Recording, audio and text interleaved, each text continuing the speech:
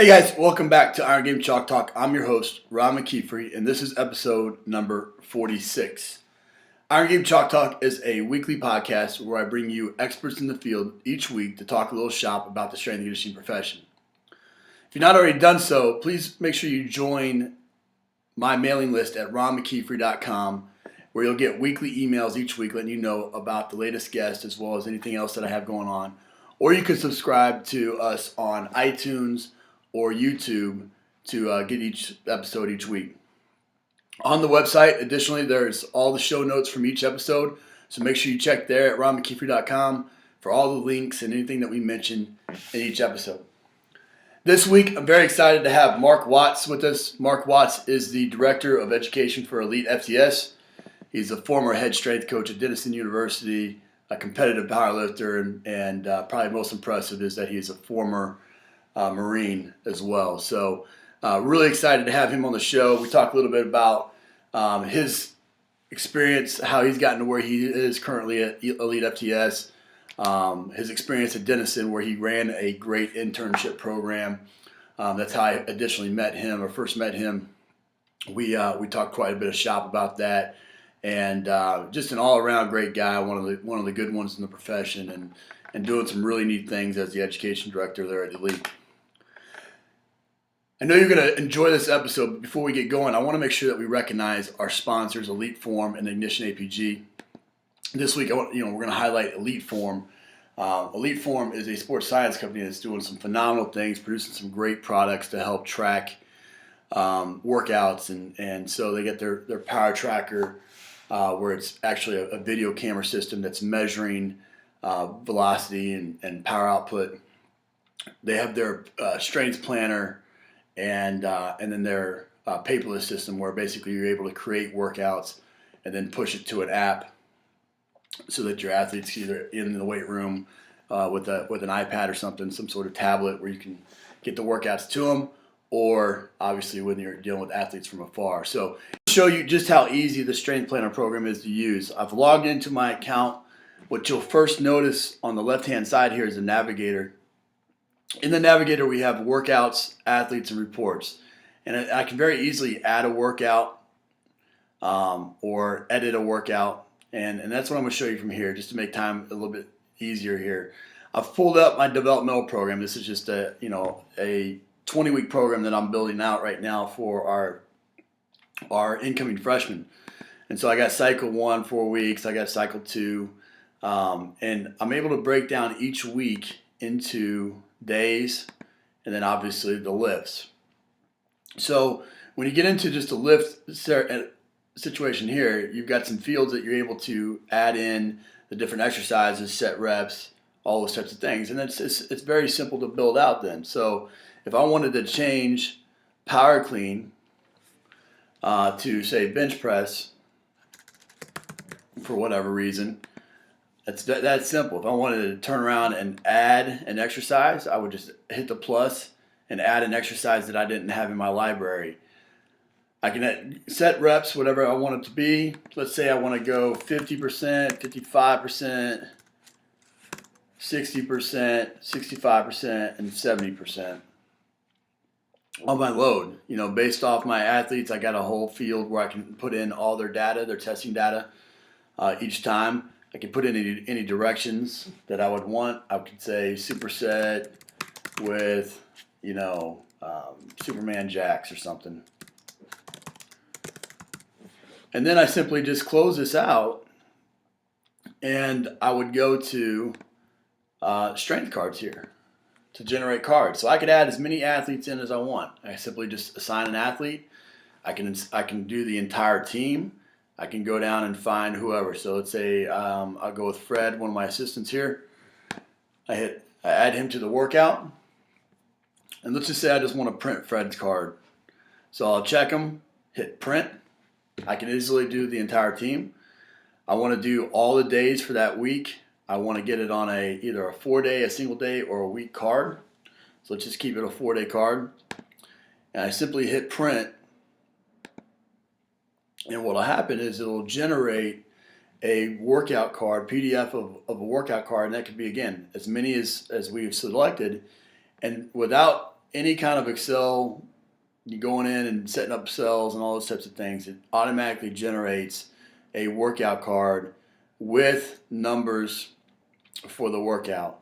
And that can easily be pushed if you have the power tracker to a rack tablet.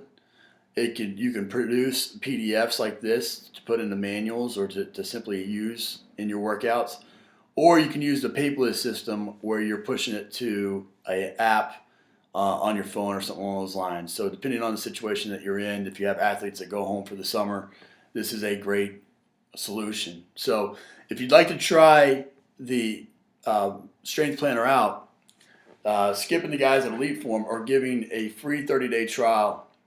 And to anybody that wants it, simply email IGCT@EliteForm.com, and they'll take you through that entire process.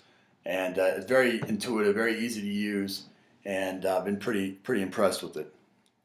Lastly, if you enjoy these podcasts, you will really enjoy StrengthOnDemand.com. Strength-ondemand.com is an online archive of strength and conditioning presentations that I've myself and Rob Taylor created.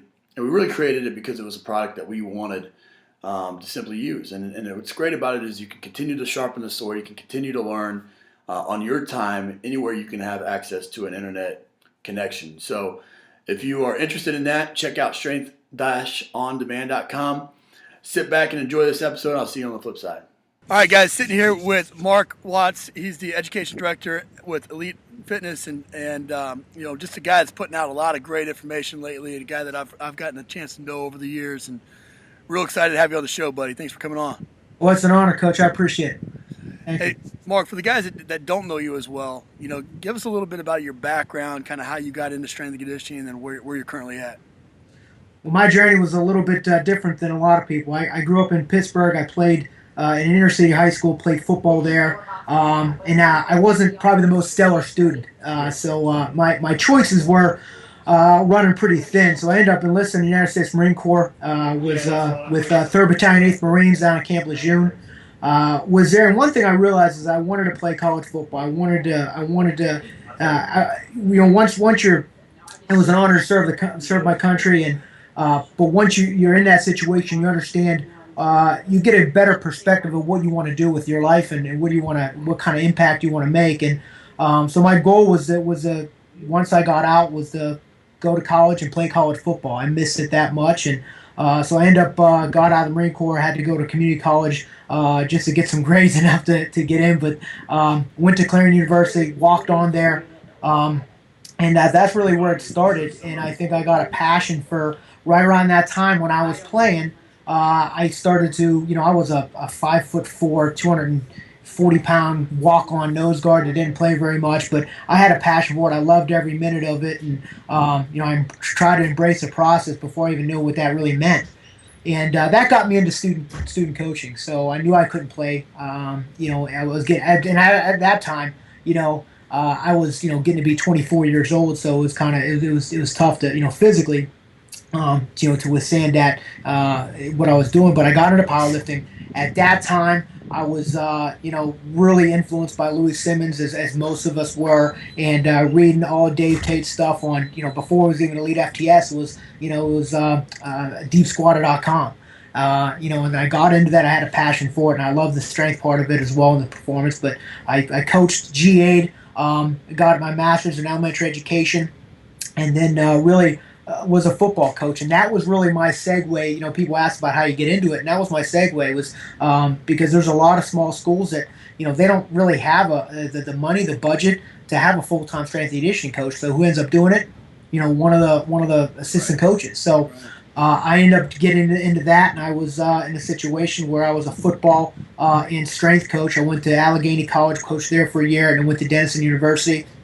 And during that time, I was fortunate enough that my D-line coach, Mike Murphy, who's the head lacrosse coach at Collegiate now, when I was at Denison, he ended up getting an assistant job at West Point at Army, and Scott Swanson got me on, and it was and if anybody has a chance to go to West Point and see that and what they have going on, it was one of those things that really was mission above and beyond just coaching athletes and weight. We really had an idea of where we were at and what the overall mission was. But I had some family issues, so we end up.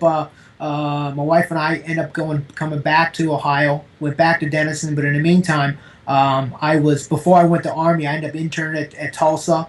When I came back from Army, I interned at Ohio State. And of course, people were, why you have a full-time job? Why are you going to go ahead and work for free?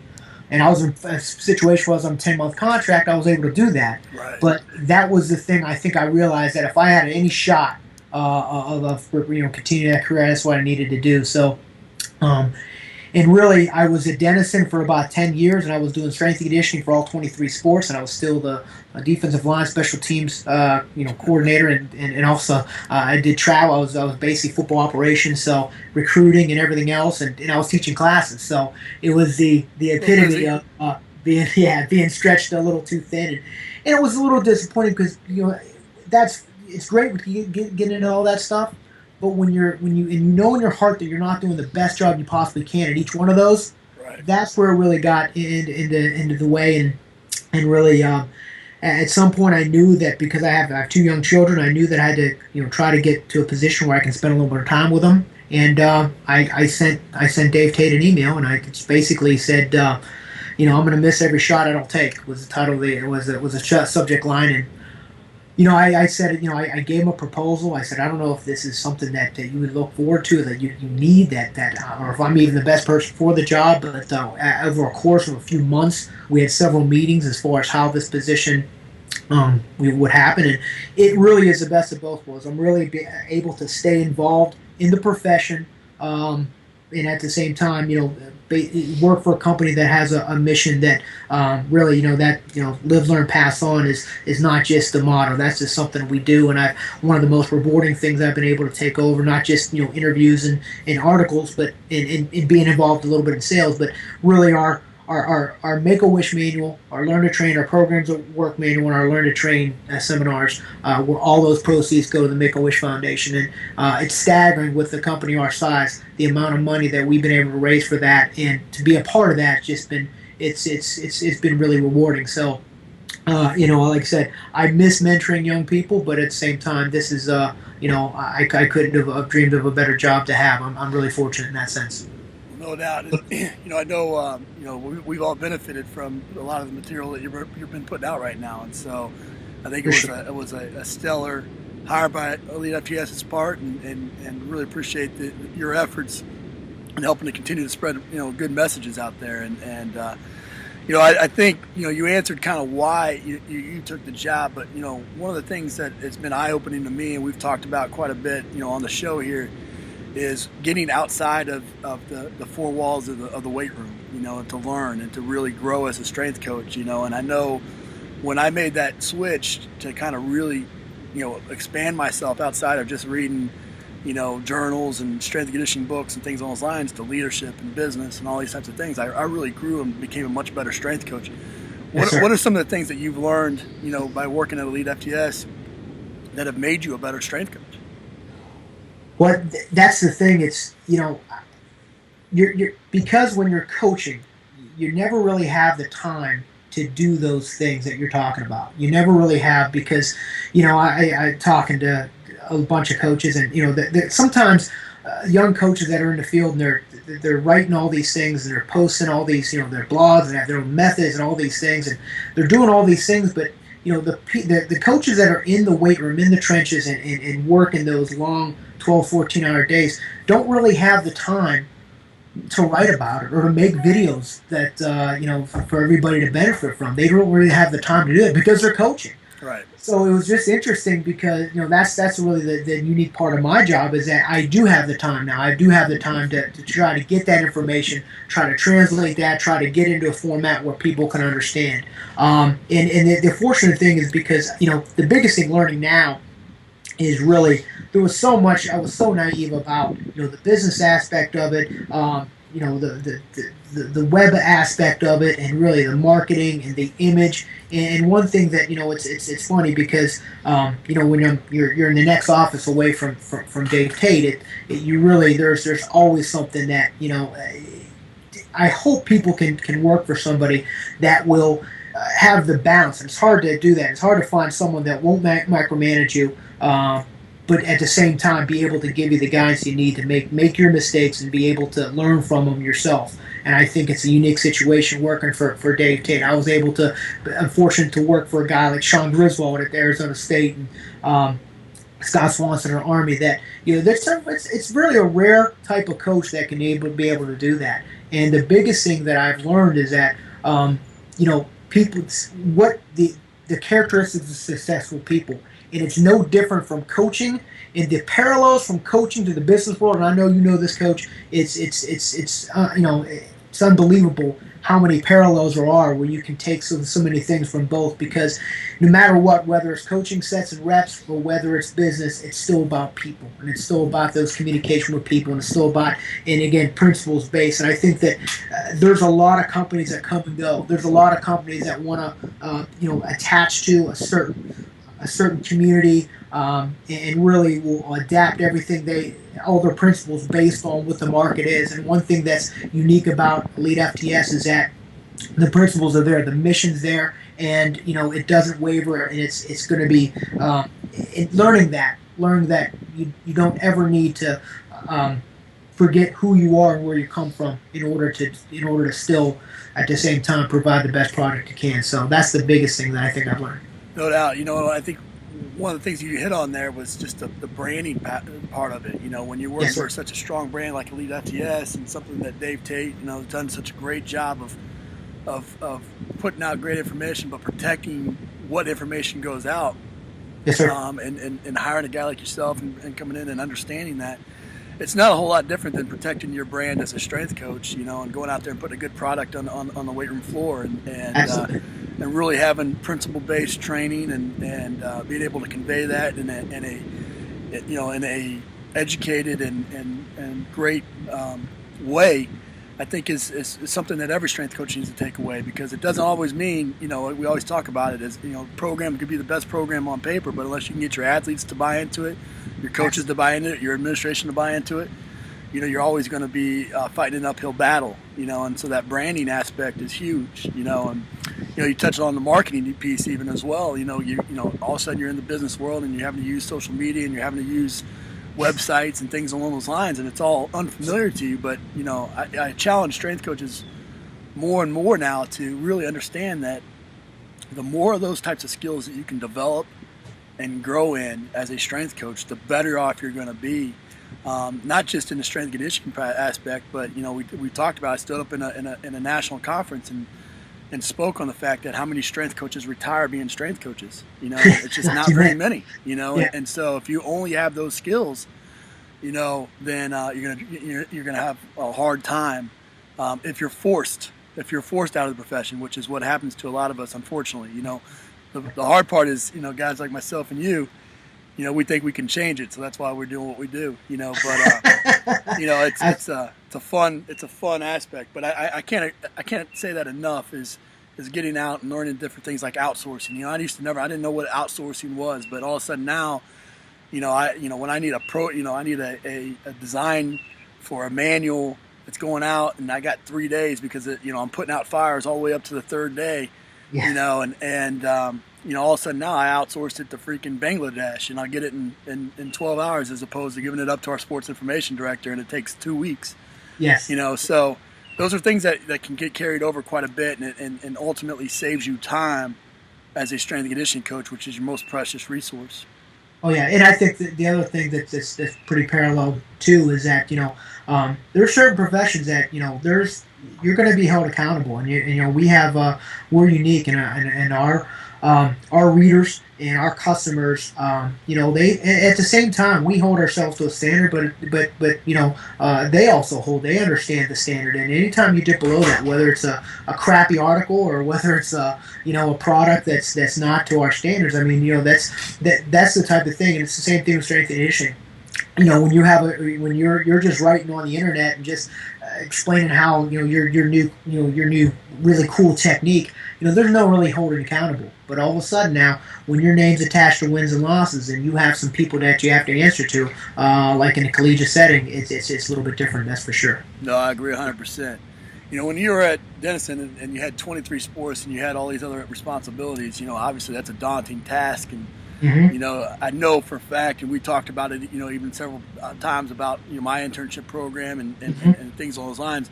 You ended up running a fantastic internship program at Denison that, would help you to cover those 23 sports. Yes, sir. For these coaches that are in these situations, whether it's one, maybe two, maybe they got a GA and an assistant, that's it, or maybe they don't have any assistants. What are some of the first things you did to kind of develop this internship program, and then, how were you able to motivate young coaches to come to a place like Denison that's Division II, Division III program, as opposed to going to one of these big schools, that has the name and all those types of things? Yeah, it was a process, and I've made a lot of mistakes, and I don't think that I have anything. I don't think our program was any better or worse than anyone else's, but I think I've made the mistakes and went through the process, and maybe I could save some time for a lot of people trying to get in. The biggest mistake I think that I made early was I wanted to get an internship program to cover sports, so they can cover the weight room, and that was probably the most. That was probably the biggest mistake that I made because, and again, I think looking at it from a sport coach's perspective, which I was able to do because I did coach, was an assistant football coach at the time. Put it in a sports coach perspective, I don't know if I'm a basketball coach and I have an intern who's an undergrad at another school and says, here, so-and-so is going to be charged your program right now. If I'm a basketball coach, I'm going to be pissed. I don't want an undergrad training my athletes. So the biggest thing the first thing that had to happen was to make sure that we had a focal mission, and the mission was, number one, is to make sure that internship and those interns were going to benefit the student athletes that we had. Were they going to make the experience of the student athletes? Were they going to put them in a better situation to succeed? Number one. Number two, really, it was it going to be at the end of that internship, whether it was 9 months, 6 months, whatever it was, were they going to be better equipped to be a full-time strength and conditioning coach, or to be better equipped to be a strength and conditioning intern at a larger school? And that was the second question. And third was the benefit. If they were good enough, if you went through the evaluation process and they were going to put our athletes in situations to succeed, then they were given the responsibility to cover. Now all of a sudden you can cover some weight rooms. I was fortunate to get a lot of young people that really had a passion for it. And that was the first characteristic. It didn't matter because, Denison was a liberal arts school. It was most of our majors were pre-med. We didn't have exercise science. So we had a mixture of basically internal candidates and external candidates, and we're lucky in Columbus where you have so many schools in that radius, in that half-hour, 45-minute radius, that we can draw from different schools at different levels. We were almost a feeder program really for Ohio State, where when Tom Plumb was running that program, if he had an intern that maybe didn't make their cut, he would send it. We're almost like a farm league, Right. Send it to us. We're able to give them a little more hands-on experience because, again, we were in a different situation, and then they were able to do an internship at a larger school. But the biggest thing was, once you understood the mission of that, then you have to have some requirements where you have to go through an interview process. You have to make sure that you treat it as a full-time job. And one thing I think interns have to understand is that if you're doing an internship, first of all, the larger the school, they don't need you. It's not like, hey, I'll intern for you, I'll help you out. Well, you're not helping me out. You're putting more work on my table. Yep. You know what I mean? If the more interns I got, the more work it is for me. So you're not doing anybody a favor by volunteering. So the first thing you have to do is make sure they understand is that, and if you're going to do an internship, anytime we had an intern start, you kind of have them. You have them for that time period, because what are you going to do if you're an intern and at the end of, say, 2 weeks, you say, you know what, this isn't for me, and you're just going to go ahead and quit. Now, whether you've been 2 weeks, 2 months, 5 months, however long you've done an internship, now you can't even use that as a reference. You can't even really put it on your resume. Right. So all of a sudden, once you start an internship, you better go through it. And again, it might be in a situation where you're just, and I know with Division I rules, especially with football, with the coaching limitations, you might be interning, you're not even allowed to coach, let alone be in a situation where you're going to really, develop some relationship with those athletes, and that's really what it's about. Right. The other thing is just making sure you have a curriculum, making sure they have at the end of your, we had basically our KIC evaluations where we'd evaluate those interns, we'd rank them, we put them at levels. Because I think, if anything, and I think, I learned a lot from J.L. Holsworth because he has an internship and he won't hire, he's in the private sector, but he won't hire anyone as a full-time coach or until they intern for him and work for free. And, it's one of those things, but, I can't really, if to have an intern come in without taking the opportunity to teach them, I'm not going to pay anybody I got to teach. You know what I mean? I mean, that's the whole thing. I'm not going to waste my money and basically pay someone that I got to teach how to do their job. Right. So we went through those level system where everyone had a level based on their ability and based on their And again, real quickly, like level 1 was basically I can teach it for exercise technique purposes. I can teach a certain lift. I can teach someone how to squat and I can demonstrate it. That's level 1. Well, that doesn't mean you're a coach. Right. Anybody can do that. Level 2 was I can actually identify a technique discrepancy. I can look at a clean and say that doesn't look right. Now, I might not know how to fix it at first, but I at least can identify that. And then level 3 was, okay, not only do I understand and there's an exercise technique discrepancy, now I can formulate a strategy to correct that. Whether it's an acute, manipulation of technique, or with some coaching cues, or it's a strategy to kind of address some weak points and flexibility and mobility to the point where they can go and continue and do that technique a little better. Sure. So you have those level things. I mean, level 3. If you're not a level 3, you're not a hireable intern. And that's the one thing I think, to have that curriculum so they understand expectations, know what to go through. That was really the most important thing. Once I understood that, it got a little bit smoother, as the transition went. But at first, it was pretty rocky, that's for sure. No doubt.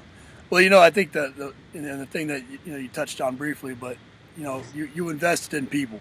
And I think anytime you do that as a strength and conditioning coach, and when you invest back into your people, be it education, be it just kind of wisdom and guidance, or helping them down the road with recommendations and things along those lines, that's the true benefit. And if you do that and you're pure and you're genuine about it, then typically they'll start self-promoting for your program, and I think that's huge for anybody that's starting an internship program, is to really invest in those people, because they're your best billboard, when you're trying to grow it. And to make sure they understand that you don't get into if you're getting into a profession because you just like lifting weights, I mean, you can pick a lot of different things to do. Get into the profession because you want to mentor and you want to be a part of young people's lives, not because you want to wear Division I school on your shirt, or you want to work on a weight room because it'd be cool. And I think when people get past that, and I think it's getting a little better.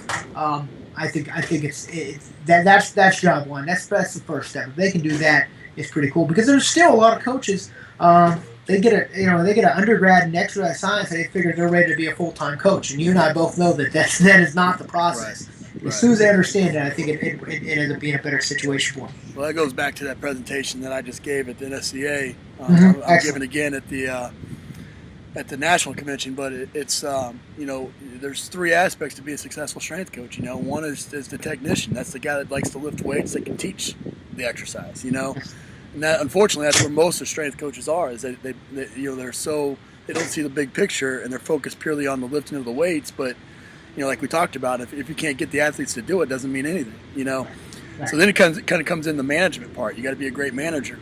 You got to be managing your time. You got to manage your resources. You got to manage people. And that's the growth. And then you can't just be a great manager, but you also have to kind of be an entrepreneur. You have to be cutting edge and being able to sell yourself and stay current. And so to be successful, you have to be a great technician, a great manager, and a great entrepreneur. And not any one of those can kind of dominate the the other. Yes, sir. Yes, sir. You have to be balanced.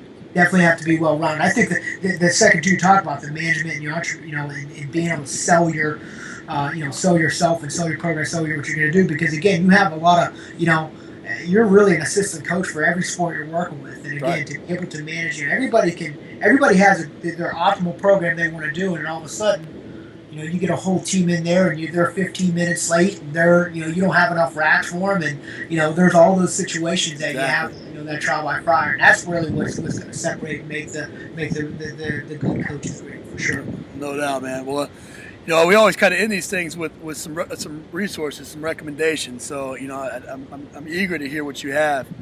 But let's start us off with kind of a motivational quote. Give me a quote that you guys kind of live by, maybe plastered in your weight room there, something along those lines that you use with your athletes. Well, I think one of the biggest quotes, there's a couple that I think I try to live by. The one was from Brian Cain, is compared to what, and I think it's from a presentation he did at the CSCCA a few years back. But really, when you're looking at, okay, I've had a bad day today. I'm so busy. I just, my job sucks. This sucks. And again, when you ask that question, compared to what? Well, I'm really busy. Well, compared to the single mom with two jobs, I had a terrible day today. Well, compared to what? Compared to our troops that are defending our freedom in Iraq. Your day really that bad? So that compared to what thing is really huge. The passion trumps everything. That's one that Dave had said, and we live by that because, again, if you have that, everything else takes care of itself, no matter what kind of weaknesses you have. There's a couple too. It's not real long quotes, but process over outcome is a big thing. Function over feelings. Those are two more Brian Cain stuff. And again, we talk about people's feelings. People want to be on social media talking about their feelings all the time. And I really don't care about people's feelings. It's about function. No one cares about how you feel about this workout. They care about that you do the workout and what your performance is. And really, the last one is really changing have to get to. And, really, I have to, come to work, or I have to go to this 6 a.m. workout, or I have to, do all these workout sheets, whatever. I get to go to work. I get to, train athletes at 6 a.m., because there's a lot of other people that would do anything to have my job or anything to have your job, coach. So again, that change and have to get to. Those are some of the quotes I try to live by. That's sure. Great. I like both of those. What about give us a book, a website, and an app recommendation? Well, I hope that EliteFTS.com is on some people's radars. We really, obviously, we're doing our best. But as far as apps from a coaching perspective, I always liked any of the video apps, and I think any of them between Dartfish, between Coach's App, between UberSense, I think they all have good things that they have going for them. But all three of those, I think, from a coaching perspective, especially nowadays when you have athletes that aren't with you all the time, and to use some of those apps where you can go ahead and voice over and communicate on exercise techniques if they're under some break or whatever, I think those three are really excellent.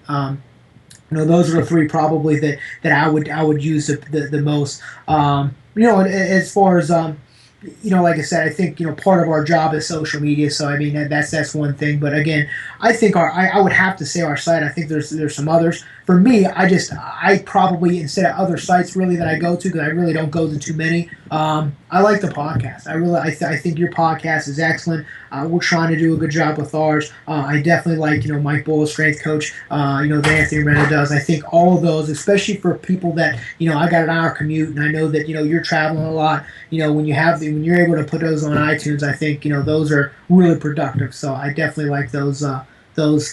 As far as books, I'm right now I'm getting into Linchpin by Seth Godin. I got recommended that by the Angry Coach who writes on our site. That's a big one. Joe Herman's with transformational coaching. His book that he spoke at our national conference. Excellent book right now.